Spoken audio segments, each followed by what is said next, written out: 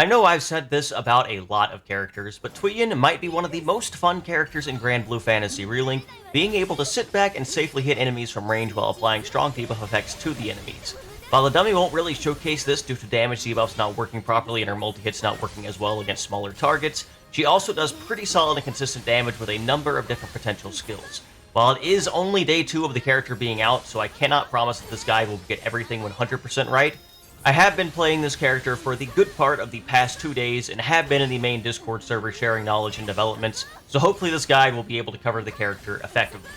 In this video, I'm going to discuss Tweyen, talk about her strengths and weaknesses, and showcase how to use her in practical fight applications.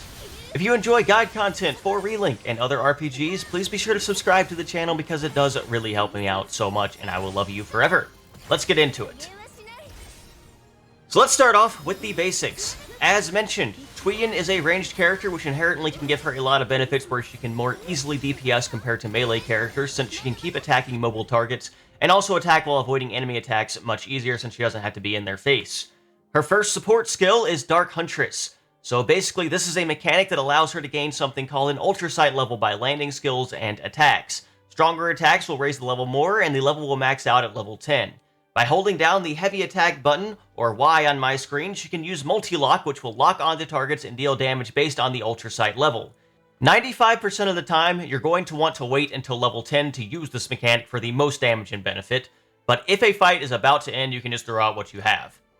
Her second support skill is Bring the Thunder, which increases the damage of her skills and can allow her skills to inflict paralysis on attack after using an SBA. This skill, to me, feels more like a bonus than something you should actively play around, as it's nice to have, but not something you should just hold skills for until after an SBA unless you're very close to an SBA. She doesn't build SBA super fast, so it isn't something you'll be able to throw out all of the time anyway.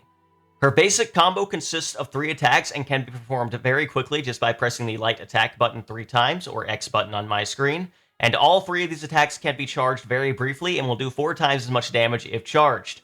In my opinion, charging these is worth it most of the time as the extra damage is very nice and it synergizes super well with her Dark Huntress Warpath Sigil, which basically boosts the effects of charging attacks and can allow them to inflict random debuffs as well. Especially because it's not much additional time to charge them, so you should be doing this pretty much all the time if you can. There are a few situations you might want to use faster uncharged attacks, like if you're very close to Ultrasight level 10 and want to rush it, or if a boss is about to phase change or use an attack and you're trying to get your combo finishers out quicker to get the most benefit. But ideally, you're going to be charging these most of the time since I do think this is going to be better in the long run. Tweyen has 3 different combos she can use. The first involves using a light attack, then charging a heavy attack, or X into charged Y, then using Y one more time afterward. This combo is mainly for mobility. By holding the joystick in a direction while charging the heavy attack, you can move in that direction and can also move again from the second heavy attack, allowing you to basically reposition yourself a lot easier with this ability. You do not have to charge the combo finisher if you don't want to, as you can still get the mobility without it, but you will do a lot less damage and build up Ultrasight level less quickly if you do this. However, since this can be done very quickly, it can make it the fastest option to reposition yourself, which is still very nice. You cannot charge the second heavy attack. If you do try to charge the second heavy attack, it'll just go into multi-lock, so do keep that in mind. For all of her combo finishers, this takes a bit to get used to make sure you're charging the first heavy attack and not the second for the most benefit. Her second combo involves using light attacks twice into her combo finisher, and this will shoot out a volley of arrows. This attack's main benefit is, of course, the area of effect. If you are right on top of a very large enemy and can land all of the hits, this can actually deal a lot of damage, but that is extremely situational and also requires being in melee range, so that is likely not something to rely on. It can build SBA pretty quickly at the very least. The main combo you're going to be using for the most consistent damage and Ultrasight level buildup is just Combo C, which is 3 light attacks into a charged heavy attack and then heavy attack again. This is your strongest consistent damage option and builds the most Ultrasight levels so you can use multi-lock more often. You can move around while charging all of these attacks, which is very nice to reposition yourself closer or further from the enemy if needed. And as Tweyen, your ideal playstyle is going to involve trying to build up Ultrasight as much as possible and using it whenever it is at level 10, as this will be the way to get the most consistent damage out of her, especially with her unique sigils that benefit from this. To this end, you will likely be using her strongest combo finishers as much as you can and using skills that will allow you to use multi-lock more often. One skill in particular increases Ultrasight level gain drastically with a buff called Deadlock, which is super nice. Link attacks will automatically get 3 levels on its own and 6 levels with this buff, so make sure you're landing those whenever you can. And if you do have this Deadlock buff, you will be able to gain a lot of benefit out of your combo finishers as well to use multi-lock even more often. For now, let's talk a little bit about setup and skills and how that affects gameplay. If you want to see more about this playstyle and rotation in more detail, please be sure to check out the practical gameplay section. So Tweyen does not actually have a Terminus weapon, which means her best weapon is going to be her Ascension weapon. You're going to want to max this out to get the most benefit out of it, and in order to max it out, you're going to have to use her SBA 30 times, defeat Bahamut Versa on Proud twice, and defeat Angramanu on Maniac 3 times. This has a couple benefits compared to her Terminus weapon. The first thing is that it comes with supplementary damage by default, meaning you only have to run 2 supplementary damage sigils to get the most benefit out of this and get the 100% supplementary damage bonus. It also comes with a base critical hit rate of 60% compared to 50% when you have everything maxed out on Tweyen. So that means that you are able to hit 100% crit rate easier by running either 2 critical hit rate sigils, by running 1 critical hit rate sigil and running 1 imbue along with 10% overmastery, or by running 20% overmastery critical hit rate and 1 critical hit rate sigil and then using a different imbue effect if you want to. Now, naturally, I did not get any critical hit rate on my overmasteries, so I am running just 1 critical hit rate and a critical hit imbue, and I'm only hitting 90% critical hit rate. But for me, that is good enough for the current build and setup that I'm showing off right now. Not having the extra 10% critical hit rate isn't too terribly drastic or affecting my DPS a ton at the current moment in time, but it's something I might change in the future. The imbue traits I have are not something amazing. It's just something I kind of had as filler effects for now, just to kind of increase the attack bonus since the weapon comes with the attack itself. And on one of my damage caps, I used to run an attack up effect, but since she hits her damage caps actually really easily, I just kind of ditched that for a more defensive and useful sub-trait. You also get the last 5 levels of damage cap you need to hit the maximum effect on that, and Sigil Booster in order to increase the effects of your sigils even further. On my critical hit rate, I am running the Stamina sub-trait, and Stamina, along with the Tyranny trait here, allows me to hit damage cap on basically everything. You only need these 2 attack boosts to hit damage caps, so her damage caps are pretty easy to reach, which is really nice. It allows you to free up some of the sigil slots for some of the other stuff that you might need on the character.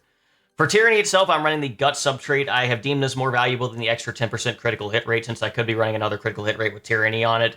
And I just really like having Guts just for the extra survivability and extra utility in some of the fights I've been doing. But on easier fights, you can definitely ditch this for more offensively oriented sigils or more utility-based sigils like Quick Cooldown or something like that. On my 2 damage caps, I am running Aegis and Potion Hoarder. These are other useful defensive utility sigils, especially on Behemoth and Lucilius or something like that.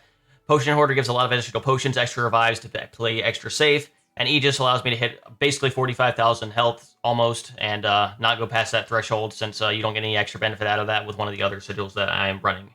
I am running the Gamma effect as well. I'm running 2 of these in order to get the maximum benefit out of this, where you get 50,000 damage shield upon activating SPA, and increases damage cap of everything by 30% even further. And it also has the last couple levels of general damage cap also, so I'm able to hit the maximum level on that with just these and with the Sigil Booster effect, which is really nice to have.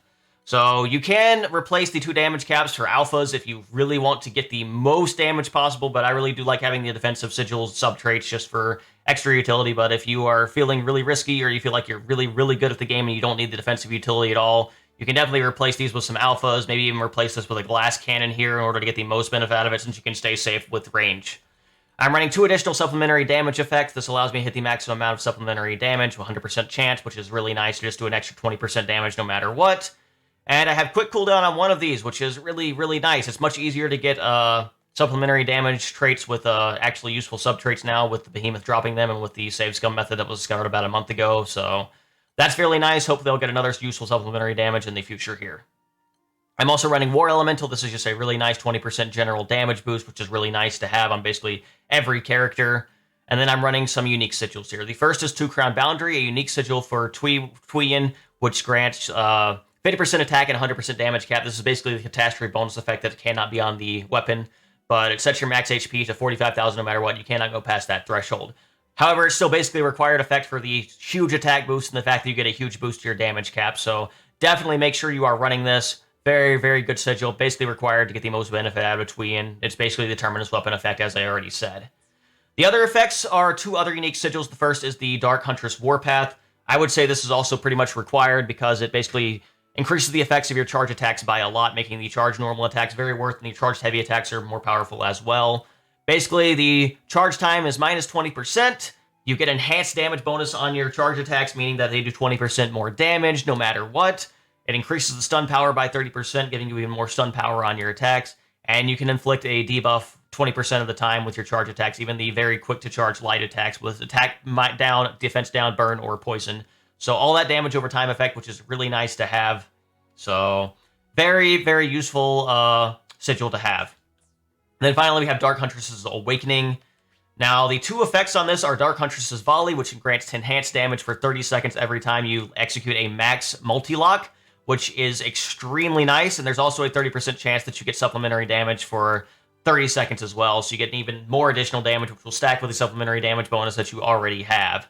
So this is a really easy enhanced damage effect to get. You should be using maximum multi-lock level every single time, as I've already said, so that is a really nice effect. The other effect is not nearly as useful. It's nice to have, but not something necessarily required.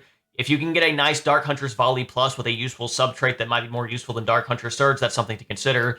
But the rate of fire being plus 10% and movement speed plus 50% is still somewhat nice to increase DPS just slightly and also allow you to move a little quicker while you're charging attacks and shooting your bow, so that's something at the very least.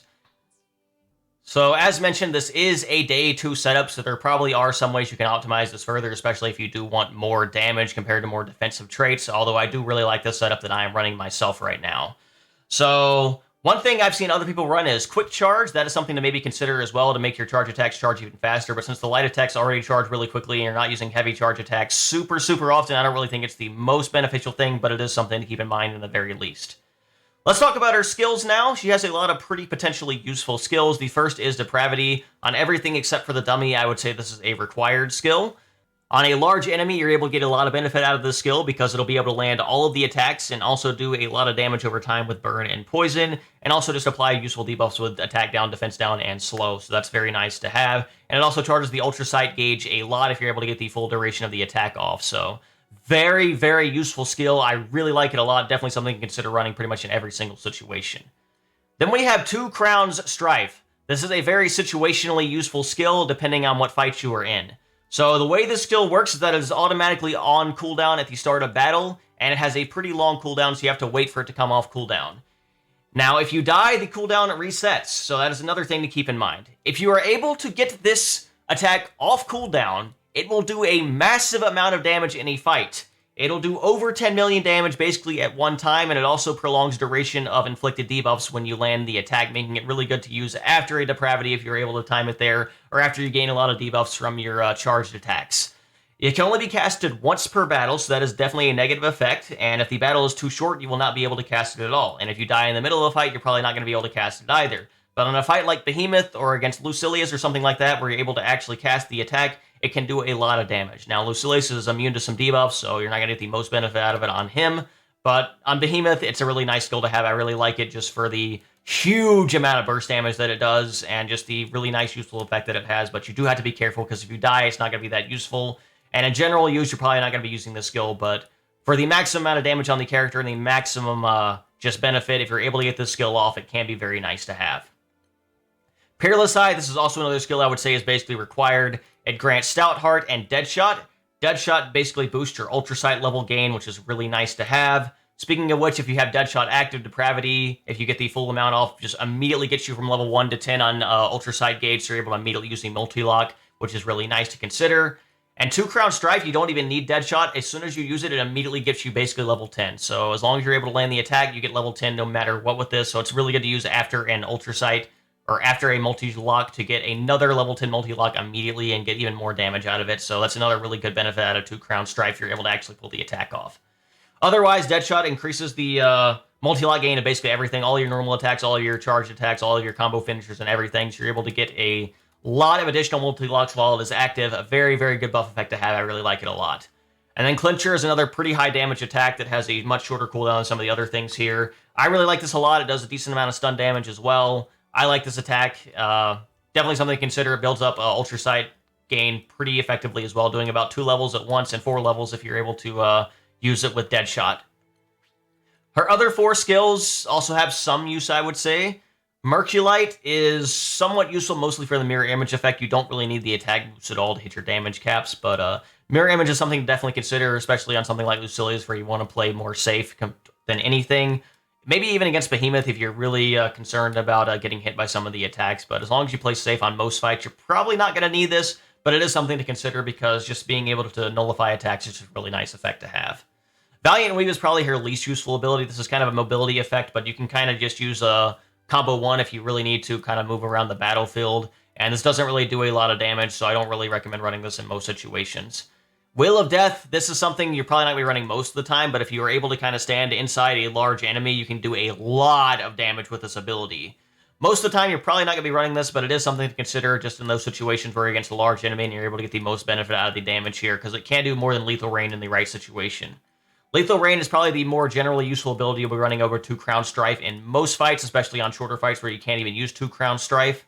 This is a ranged attack that does a high amount of stun damage and does a lot of multi-hits as well, so nice effect to have. Builds about 2 to 3 levels of Ultrasight gain as well, so really nice effect to have. If you have Deadlock, it'll build even more than that, obviously, so good effect, good attack. She has a lot of pretty useful abilities depending on the situation. This is a setup I like running for Behemoth. If I was against an enemy where the fight is shorter, I would probably run Lethal Crown over 2 Crown Strife. Lethal Rain, I mean, sorry. So that's just kind of the setup I like running here. Let's talk about Overmasteries very quickly. As I've already said, if you are able to get at least 10% critical hit on her Overmastery tree, it's really easy to hit 100% critical hit rate here, but I ended up getting a really nice normal attack damage cap up mastery 20% and skill damage cap up 16%, so I decided to just kind of keep that and just kind of forego the extra 10% critical hit rate for now. So those are probably the main things you're going to want to focus on: normal attack up, skill damage cap up, and critical hit rate up. Nothing else really matters all that much. Maybe stun power just for a 4th effect if you can get something like that. That's going to cover it for general setup. Let's get into more practical gameplay applications now. So I'm going to be using a DPS tool here, kind of in the top right corner here, so you're able to see how much damage I do throughout the duration of this fight. I was kind of the primary damage of my team here. I immediately activate the Deadshot buff at the start of the fight, and then go into Depravity, hold that down for the full duration, and you immediately get level 10 Ultrasight, allowing me to go into a multi-lock immediately and get the benefit from using a maxed out multi-lock there. I get the supplementary damage bonus and the enhanced damage bonus from the Sigil effect that I have. And from this point, I'm just going to be focusing on using as many multi-locks as I can at level 10, which means using Clincher immediately afterwards, and then just kind of going into my combo attacks. I did unfortunately miss one of the combination attacks since he was in the air, and he kind of dodged one of my attacks, and I ended up having to use a Link attack there to get the last few levels of one of those multi-locks, so I wasn't able to get the most benefit of that.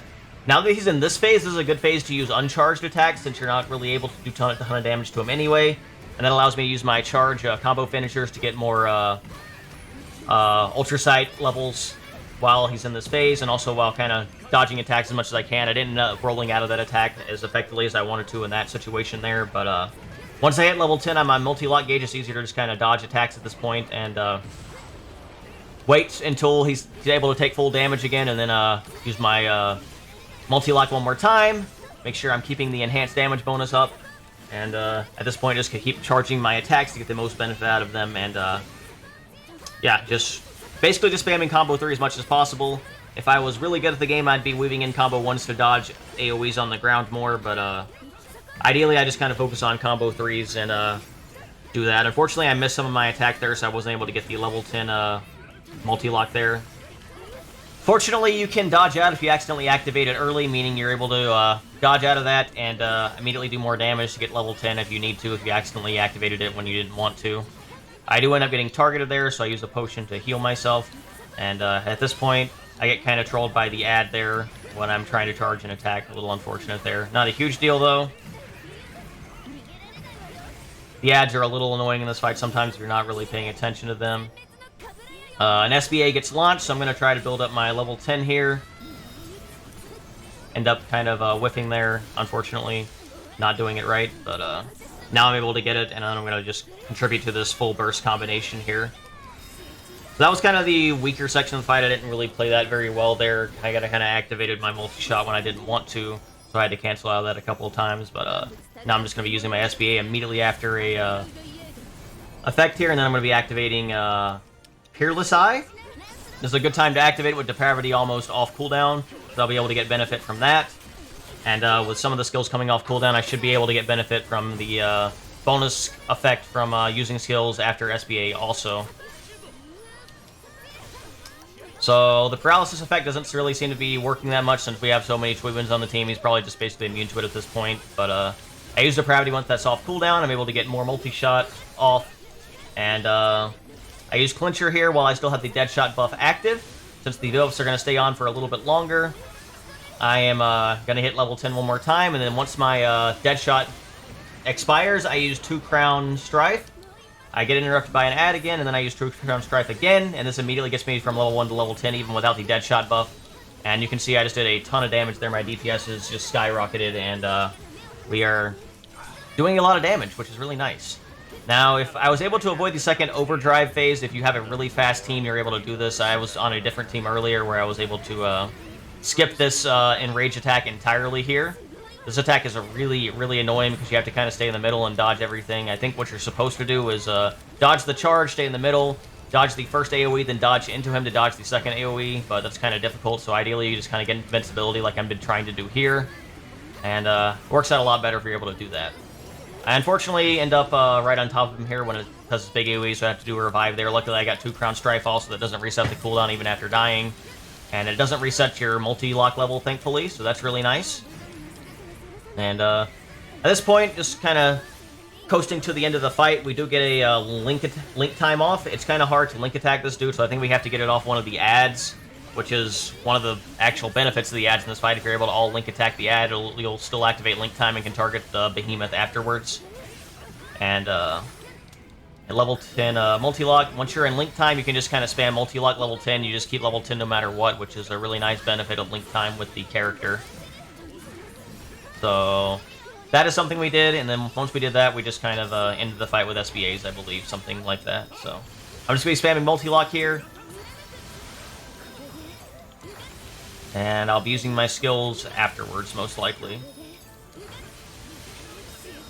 All in all, I found Tweyen to be a really fun character, as long as you're kind of make sure you use your skills at proper times. And ideally, with the dead shot buff, you're able to use Depravity to get level 10 every single time, which is something you may want to hold Peerless Eye cooldown for to make sure you're able to kind of align those properly like I was able to do multiple times in this battle here. All in all, I definitely think charging normal attacks is better. You're able to reapply Poison and Burn a lot more effectively. We're able to kind of keep debuffs on him in this entire fight, as you were able to see. The attack down and the defense down is really nice to have as an effect as well. And like I said, mostly level 3 charge attacks are the main thing you want to do, but although in this fight, if you're able to really take advantage of the level 1 combo and the mobility that offers, that is something to be able to do as well. And we finish him off with just an SBA here, combo, nothing too difficult there. DPS ended up coming around 254,000, which is really nice when you consider he used his overdrive attack twice, and that definitely affects the total level of DPS that you can do in this fight. While she's definitely not the highest DPS character, I really like the fact that you can play very safe with her, and she does a lot of consistent damage and can apply a lot of consistent debuffs throughout the fight. As long as you're making sure you're using multi-lock level 10 as much as you can and keeping up your enhanced damage bonus and the supplementary damage bonus if you can get it, that's the main things you need to worry about to get the most benefit out of the character here. So, like I said, I really like her. I think she's really fun. She might be added to my list of mains. I hope you have learned something from watching this video and have enjoyed if you have made it this far. And if you have, please be sure to like, comment, and subscribe. Please follow my Twitter if you want to keep up with future videos or anything like that. Join my Discord if you want to as well. We have a Relink channel. And please look forward to all of the future guides that I make. With all that being said, thank you all so much for watching. Have a wonderful and blessed day. And hopefully I will see you back here soon for a tier list video and CO Fun guide. And maybe the other characters I haven't covered yet.